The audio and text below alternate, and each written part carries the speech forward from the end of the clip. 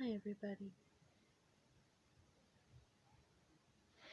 Excuse me for a second.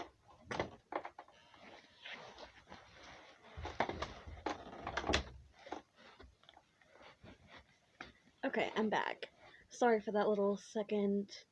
Sorry for that little pause there, but I'm back, and today we are going to continue with A Thousand Heartbeats by Kiera Cass.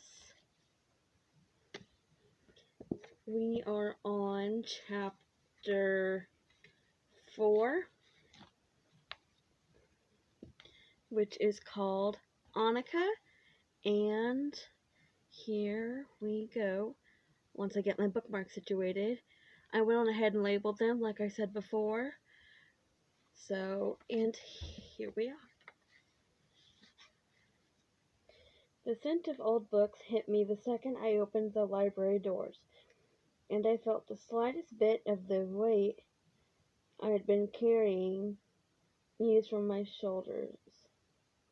I surveyed the space, taking everything in, basking in the peace the library brought me. There was so much information in this room, so many stories. Toward the front, there were low shelves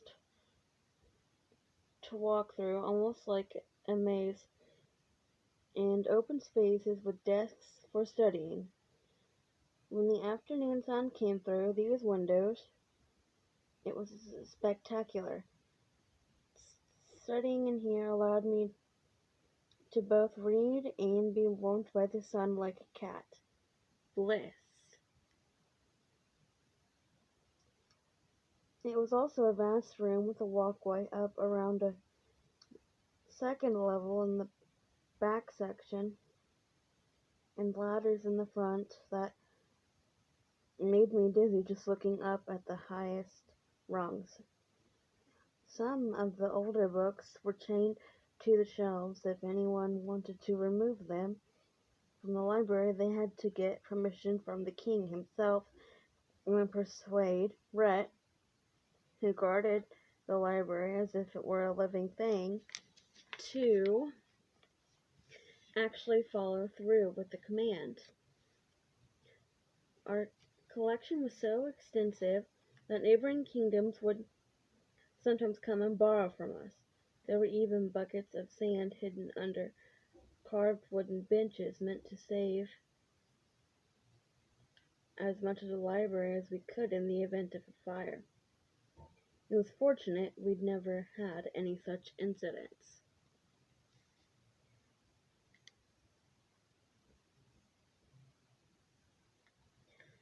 As I surveyed the space, basking in the peace the library brought me, Rhett walked around its tall shelf, chuckling. I was wondering where you were, he exclaimed, placing a pile of books on a nearby desk and coming over to embrace me. Rhett was the only person in the palace who didn't bother standing on ceremony with me. Maybe it was because we'd known each other since we were children, or because he'd gotten his start as a stable hand and was used to seeing messy and loud. But Rhett treated me like the tiara in my hair was just any other bauble. I've been a bit under the weather, I told him. Nothing too serious, I hope, he said, pulling back and flashing a wide smile. Not at all, he smirked. What are you in the mood for today? Fairy tales. Ones where they get everything they ever wanted, ones with a happily ever after. The smirk stayed plastered to his face, and he hooked his fingers as if to say, follow me. Lucky for you, we got something new last week. And because I know you so very well, my lady, I know for a fact that you haven't read this one, he said, snatching a book off a high shelf and far too long. He placed the well-worn novel in my hand, and I wondered if anyone else here had ever read this but me. Sometimes it felt like I was the only one in the entire palace who bothered with the library. This'll be perfect, actually. Comforting. Take a new one as well, he insisted, piling it on the other. You read abnormally fast. Not fast enough, I said with a smile. He stared at me for a moment, something unfamiliar passing across his eyes. Would you like to stay and have tea? Or even better, I found another lock for you to try. I sighed, wanting to stay, but tomorrow was going to be exhausting, and tonight would be even worse. Save the lock for next time. I'm going to be better than you one of these days. Will you be a superior leader? Yes. A faster reader, of course, but quicker at picking a lock, he said, in mock outrage. Never. I giggled. One, we'll see about that, and two, I won't ever leave. I will happily live under the rule of my brother some day. All the same, he replied, his contented smile never fading. Thank you for the books. Any time, Your Highness. With that, I was on my way. I'd been aware that my legs might bother me today, but being on my feet for so long was more painful than I'd thought it'd be. When the books slipped from my hands halfway up the stairs, I lunged a little too quickly, and I knew that something was really wrong. I hissed as a searing sensation on the back of my left leg, and I looked around quickly, thankful I was alone. I moved gingerly, taking longer than I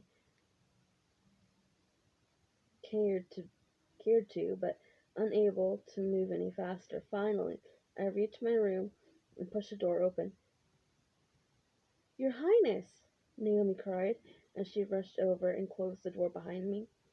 I winced as I pulled up my skirts. How bad? It looks like a cut has opened up.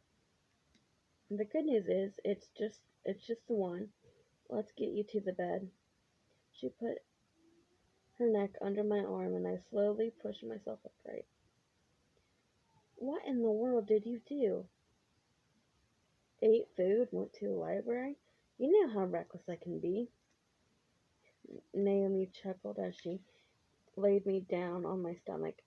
It's nice to hear you make jokes again. I wondered about that if laughter would ever come back. Would you bring the books, please? So I have something to do? She ran back and fetched the books, setting them on my bedside table. I stared at the tattered cover beside the pristine one, grateful that Rhett had insisted on both. I was going to be bedbound for the afternoon. His Majesty sent word that you had an important meeting tonight. He wanted me to pair your best dress. I'd usually go with the silver, but seeing as this has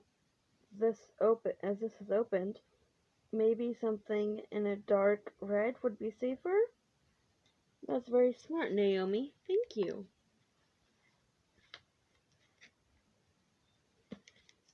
This will sting. I know. I tried not to make a sound as she did her work. The less she knew of my pain, the better.